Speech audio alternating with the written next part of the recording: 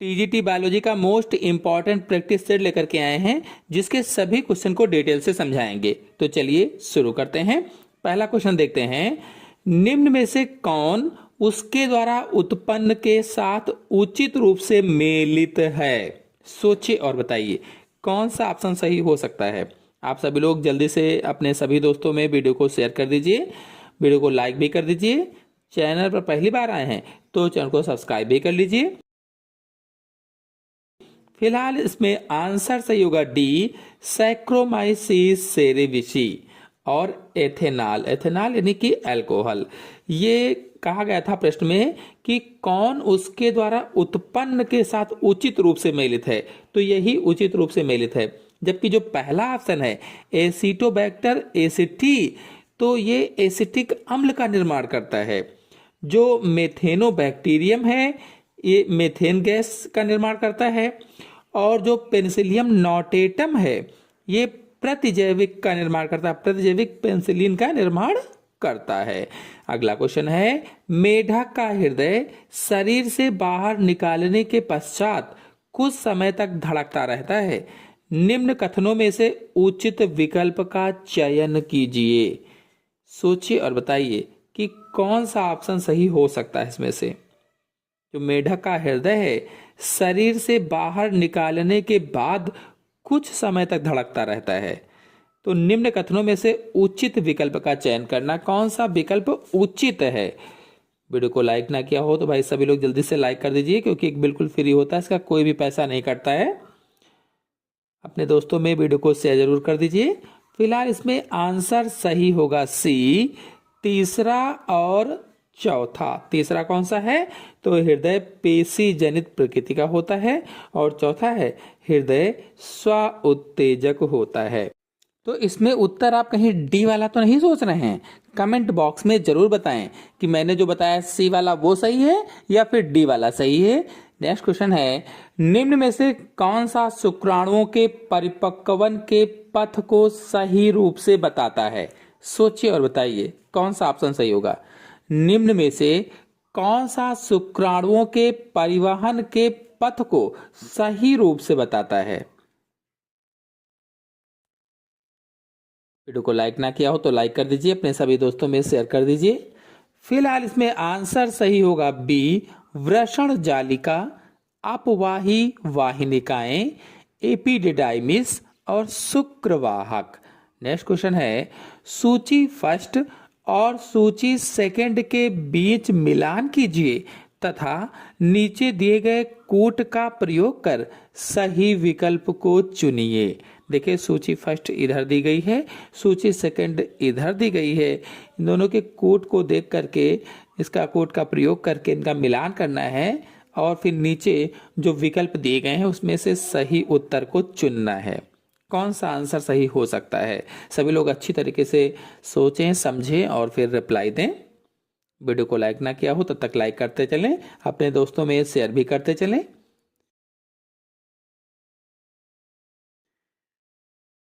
तो इसका आंसर सही होगा सी। सी वाले में कैसे सही होगा, तो देखिए जो मास प्यूबिस है जो पहला ए वाला है ये मिलेगा तीसरे से, मादा बाह्य जननेंद्रिय से। तो यह महिला जननांग का बाहरी हिस्सा होता है, तो ए वाला तीसरे से मिल जाएगा। और इसके बाद जो बी वाला है गहबर, तो ये गहबर किससे मिलेगा, तो ये ग्राफी पुटक से मिल जाएगा, यानी कि किससे, चौथे से मिल जाएगा। परिपक्व फॉलिकल के अंदर की खाली जगह या कैविटी होती है। और फिर जो ट्रोफेक्टोडर्म है तो ये वाला मिलेगा पहले से, भ्रूण बनना यानी कि 1 से मिल जाएगा। और जो डी वाला ऑप्शन है नेबनकर्ण, तो ये वाला दूसरे से मिल जाएगा, शुक्राणु से। तो यह शुक्राणु के मध्य में माइटोकॉन्ड्रिया का एक चक्राकार समूह होता है। इस तरह से इसका आंसर सही होगा सी। नेक्स्ट क्वेश्चन है, कुछ हार्मोन जैसे HCG, HPL, एस्ट्रोजन और प्रोजेस्टेरॉन कहाँ उत्पन्न होते हैं? सोचिए और बताइए कि कौन सा ऑप्शन सही हो सकता है।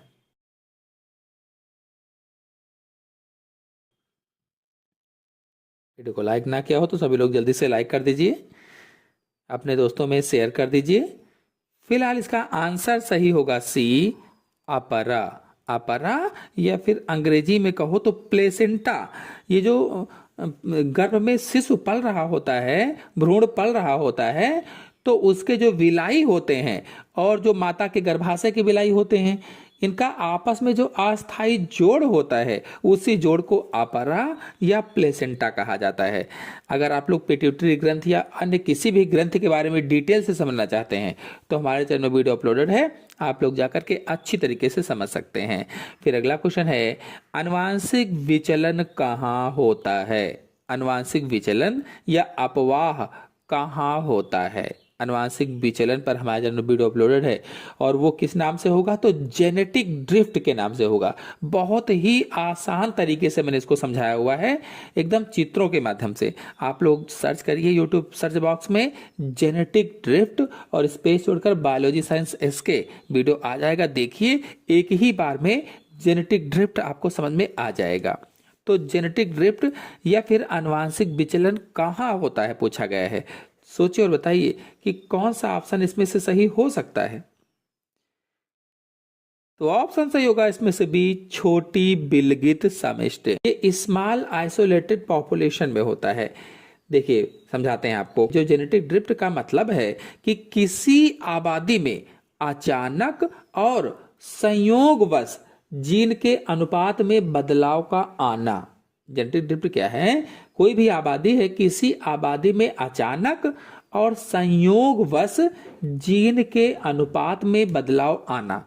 तो ऐसा हमेशा छोटी और अलग अलग आबादी में ज्यादा साफ दिखाई देता है, क्योंकि वहां जीवों की संख्या जो होती है वो कम होने में अचानक से हुआ। कम हुई तो कम होने से क्या हुआ? अचानक हुआ। कोई भी बदलाव पूरी आबादी पर बड़ा असर डालता है। फिर अगला क्वेश्चन है, हार्डी बीनबर्ग समीकरण में विषम युग्मजी व्यष्टि की प्रायिकता का निरूपण किससे होता है? सोचिए और बताइए कि कौन सा ऑप्शन सही हो सकता है।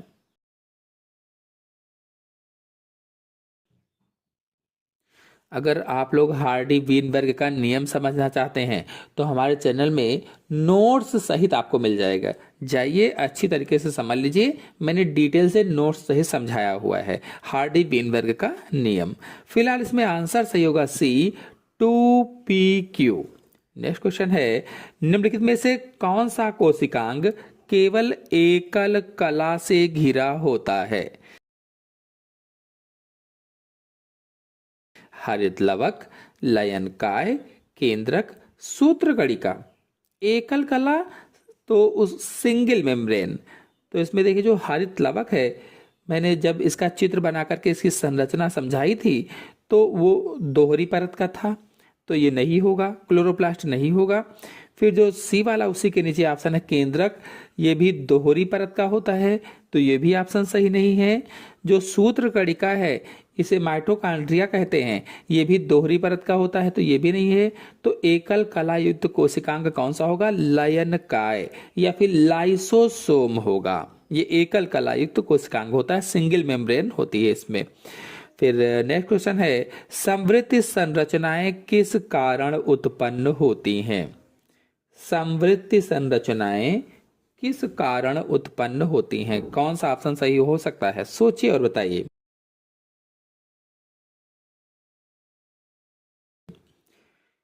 तो आंसर सही होगा इसमें से पहला, अभिसारी विकास के कारण, कन्वर्जेंट एवोल्यूशन के कारण। बता दें कि समवृत्त संरचनाएं यानी एनालॉगस ऑर्गन वह अंग होते हैं जो दिखने और काम करने में एक जैसे होते हैं। दिखने और काम करने में एक जैसे होते हैं, उन्हें समवृत्त अंग कहते हैं। लेकिन उनकी आंतरिक जो बनावट होती है और पूर्वज अलग होते हैं। आंतरिक बनावट भी अलग होती है, यानी संरचना अलग होती है और पूर्वज अलग होते हैं। आपको उदाहरण बताएं, जैसे तितली और चमगादड़ के पंख। तो जब अलग अलग जीव एक जैसे माहौल में रहने के कारण एक जैसे गुण विकसित कर लेते हैं तो उसे ही अभिसारी विकास कहा जाता है या कन्वर्जेंट एवोल्यूशन कहा जाता है। भाई कोई अलग अलग जीव हैं तो अलग अलग जीव एक जैसे माहौल में रह रहे हैं, तो एक जैसे माहौल में रहने के कारण एक ही जैसे गुण विकसित हो जाते हैं या कर लेते हैं, तो उसे ही अभिसारी विकास या कन्वर्जेंट एवोल्यूशन कहते हैं। नेक्स्ट क्वेश्चन है, निम्नलिखित में से कौन सा कथन गलत है? गलत कथन को चुनना है। सोचिए और बताइए कि कौन सा ऑप्शन सही हो सकता है इसमें से।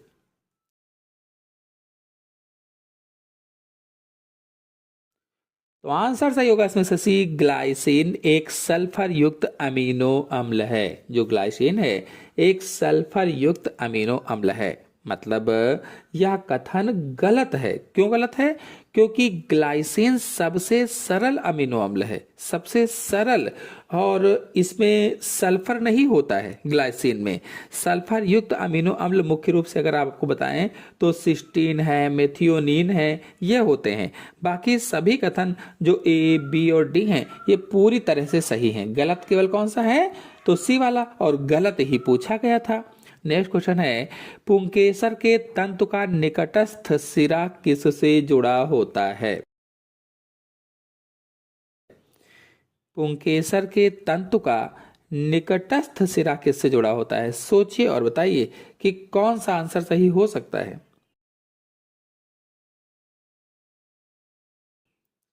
तो इसमें आंसर सही होगा सी, पुष्पासन या दल, इससे जुड़ा होता है। और फूल का जो नर वाला भाग होता है तो फूल के नर वाले भाग को पुंकेसर कहते हैं, या अंग्रेजी में कहें तो स्टामेन कहते हैं। नेक्स्ट क्वेश्चन है, डीएनए अंगुली छापी की किसी भी तकनीक के लिए निम्नलिखित में से किस एक की आवश्यकता होती है? तो यहाँ पर जो डीएनए अंगुली छापी दी गई है इसे डीएनए फिंगरप्रिंटिंग कहते हैं। और डीएनए फिंगरप्रिंटिंग या डीएनए प्रोफाइलिंग, इस पर हमारे चैनल में वीडियो अपलोडेड है। बहुत ही आसान तरीके से 2 वीडियो मैंने इसको समझाया हुआ है। एक में तो बिल्कुल चित्र से ही समझाया हुआ है, आप लोग जाइए, एक बार में ही सब कुछ समझ में आ जाएगा। जहां जहां से क्वेश्चन पूछे जाते हैं सब समझ जाएंगे। तो फिलहाल इसमें आंसर सही होगा जिंक अंगुली विश्लेषण। और यह छोटा प्रोटीन संरचनात्मक रूपांकक है। क्वेश्चन है, स्तंभ फर्स्ट में दी गई मदों को स्तंभ सेकंड की मदों से मिलान कीजिए और नीचे दिए गए विकल्पों में से सही विकल्प का चयन कीजिए। इसमें सोचिए कि कौन सा आंसर सही होगा, कौन किससे मिलेगा। 4 ऑप्शन यहां पर दिए गए हैं, ऊपर पहले मिलान करिए और फिर 4 ऑप्शन में से कोई एक ऑप्शन बताइए कि कौन सा सही होगा। वीडियो को लाइक ना किया हो तो लाइक कर दीजिए, अपने सभी दोस्तों में शेयर कर दीजिए। फिलहाल इसमें आंसर सही होगा डी। अब डी कैसे सही है? तो देखिए, जो फाइब्रोनोजन है ये किससे मिलेगा? तो 2 नंबर से मिलेगा, इसीलिए पहले 2 लिखा गया है। तो रक्त का थक्का, फाइब्रोनोजन रक्त का थक्का से मिल जाएगा। तो यह खून बहने पर थक्का जमाने में मदद करता है। और जो ग्लोबुलिन है यह मिलेगा प्रतिरक्षा क्रिया विधि से, तीसरे वाले से। ग्लोबुलिन प्रतिरक्षा क्रिया विधि से मिल जाएगा और यह शरीर को बीमारियों से बचाने के लिए एंटीबॉडीज बनाता है। और जो एल्ब्यूमिन है तो ये पहले से मिल जाएगा, परासरणी संतुलन से मिलेगा। और यह रक्त में पानी की मात्रा का संतुलन बनाए रखता है। इस तरह से ऑप्शन सही होगा इसमें से डी वाला, 2, 3, 1। नेक्स्ट क्वेश्चन है, निम्नलिखित में से व्यावसायिक श्वसन विकार का उदाहरण क्या है? व्यावसायिक श्वसन विकार का उदाहरण बताना है कि कौन सा होगा। 4 ऑप्शन आपके सामने दिए गए हैं, कौन सा ऑप्शन सही हो सकता है?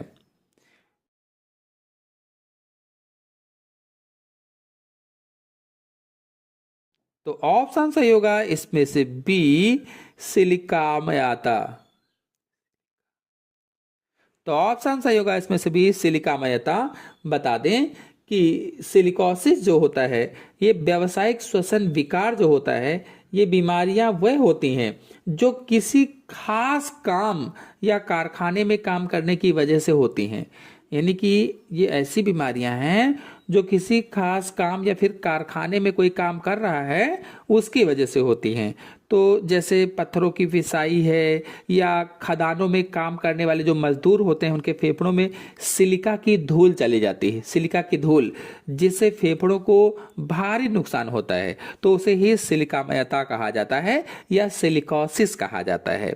नेक्स्ट क्वेश्चन है, कंकाल पेशी संकुचन में कैल्शियम महत्वपूर्ण है क्योंकि यह, कौन सा ऑप्शन सही होगा?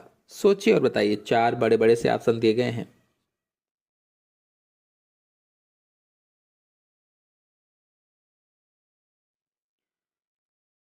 तो ऑप्शन से होगा इसमें से सी, ट्रोपोनिन से बंधकर एक्टिन के सक्रिय स्थल के आवरण को मायोसिन के लिए हटा देता है।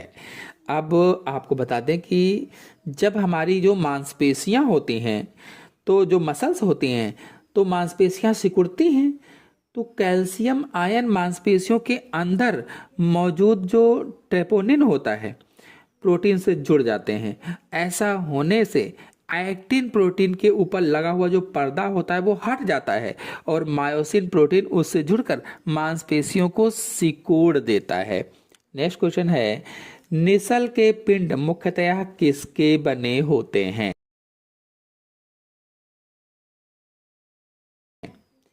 निसल के जो पिंड होते हैं वो किसके बने होते हैं? सोचिए और बताइए। तो आंसर से होगा इसमें से डी, मुक्त राइबोसोम एवं RER के बने होते हैं, यानी खुरदरी अंतःप्रद्रव्य जालिका के बने होते हैं।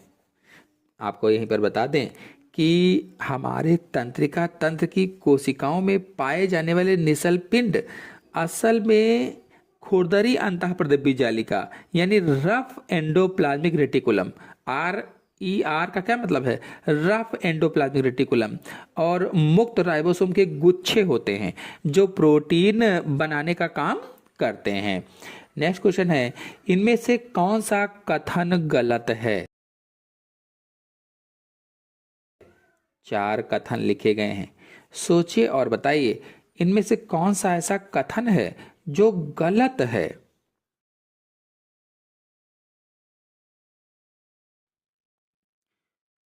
तो आंसर सही होगा इसमें से डी, ऑक्सीकरण फास्फोरिलीकरण सूत्र कणिका की बाह्य झिल्ली में घटित होता है। नेक्स्ट क्वेश्चन है, चालनी नलिकाओं के मुख्य कार्य हैं। चालनी नलिकाओं के मुख्य कार्य बताने हैं कि कौन सा होगा। सोचिए और बताइए कि कौन सा आंसर सही हो सकता है।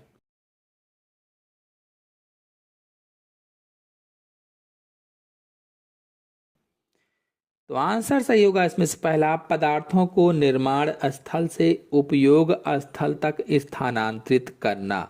और आपको बता दें, जो चालनी नलिकाएं होती हैं इनको सीप ट्यूब्स कहा जाता है या सीप सेल्स कहा जाता है। और पौधों के जो फ्लोएम होते हैं, फ्लोएम ऊतक का हिस्सा होती है चालनी नलिकाएं। इनका मुख्य काम होता है कि पत्तियों में बने भोजन को पौधों के अन्य भागों और जड़ों तक पहुंचाना। जैसे कार्बोहाइड्रेट है या अन्य पदार्थ जो बनते हैं तो उनको पौधों के अन्य भागों तक पहुंचाना इनका कार्य होता है। नेक्स्ट क्वेश्चन है, समपुष्पी जीभाकार मुंडक पुष्पक्रम का उदाहरण है। समपुष्पी जीभिकाकार मुंडक पुष्पक्रम का उदाहरण बताना है। कौन सा ऑप्शन सही होगा? चार ऑप्शन दिए गए हैं, सोचिए और बताइए। हेलियंथस, सॉकस, एजिरेटम, एलेक्ट्रा। ऑप्शन सही होगा, ऑप्शन सही होगा इसमें से पहला हेलियंथस। आपको बता दें कि हेलियंथस का मतलब है सूरजमुखी, सनफ्लावर। तो सूरजमुखी में मुंडक पुष्पक्रम पाया जाता है, कैपिटलम पुष्पक्रम पाया जाता है, जिसके किनारे पर जीभ के आकार के फूल खिले होते हैं, इसीलिए जीभ आकार यहाँ पर कहा गया था। नेक्स्ट क्वेश्चन है, रेड वुड वृक्ष का नाम है। रेड वुड वृक्ष का नाम बताना है। सोचिए और बताइए कि कौन सा ऑप्शन सही हो सकता है।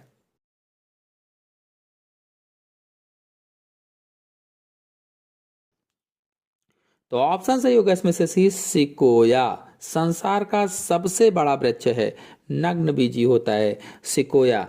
आपको बता दें कि दुनिया में सबसे विशाल और ऊंचे पेड़ों में गिने जाने वाले जायंट रेडवुड का वैज्ञानिक नाम सिकोया सिम्बरविरेंस होता है, और यह जिम्नोस्पर्म है, या फिर कह लीजिए कि अनावृत बीजी है या नग्न बीजी होता है। नेक्स्ट क्वेश्चन है, पोएसी कुल में परागकोश होते हैं।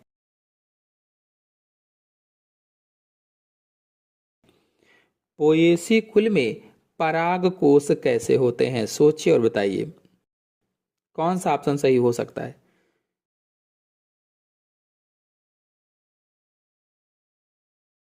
तो ऑप्शन सही होगा इसमें से सी, द्विकोष्ठी, मुक्त दोली तथा अंतर्मुखी। बता दें कि पोएसी कुल जिसे घास कुल भी कहते हैं, और घास कुल में कौन कौन सा आता है, गेहूं है, मक्का है, धान है, ये सब घास कुल या पोएसी कुल या ग्रैमिनी कुल में आते हैं।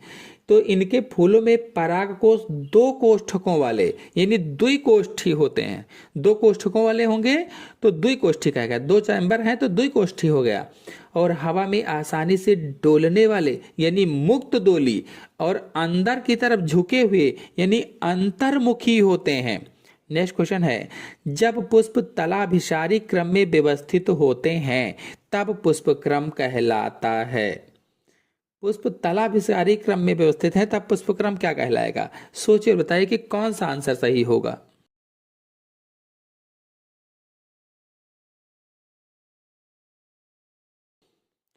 तो आंसर सही होगा इसमें से पहला, ससीमाछी पुष्पक्रम कहलाता है या साइमोज पुष्पक्रम कहलाता है।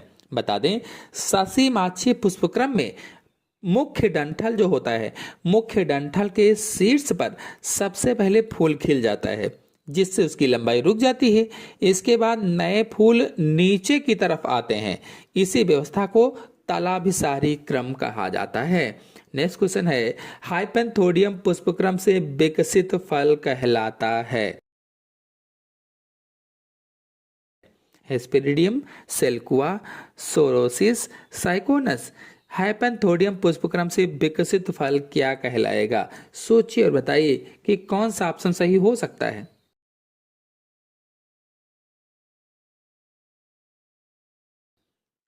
तो ऑप्शन सही होगा इसमें से डी, साइकोनस कहलाता है। बता दें, हाइपेंथोडियम एक विशेष प्रकार का पुष्पक्रम होता है जो मुख्य रूप से गूलर है, अंजीर है आदि में पाया जाता है।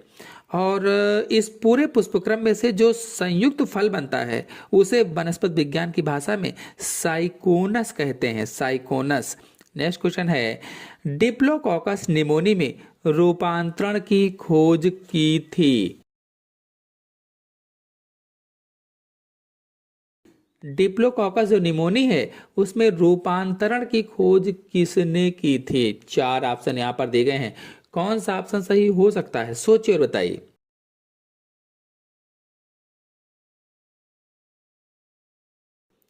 तो ऑप्शन सही होगा इसमें से पहला, फ्रेडरिक ग्रिफिथ ने की थी, फ्रेडरिक ग्रिफिथ ने। और आपको बता दें कि साल 1928 में वैज्ञानिक फ्रेडरिक ग्रिफिथ ने स्ट्रेप्टोकोकस निमोनी नामक बैक्टीरिया और चूहों पर प्रयोग करते हुए रूपांतरण सिद्धांत की खोज की थी, या ट्रांसफॉर्मिंग प्रिंसिपल की खोज की थी, जिसने बाद में साबित किया कि डीएनए ही आनुवांशिक पदार्थ है। तो आज के अंक में इतने ही क्वेश्चन। आशा है आपको सभी क्वेश्चन अच्छी तरह से समझ में आ गए होंगे। आ गए हो तो वीडियो को लाइक कीजिए, अपने सभी दोस्तों में शेयर कर दीजिए। चैनल पर पहली बार आए हैं तो चैनल को सब्सक्राइब भी कर लीजिए। धन्यवाद।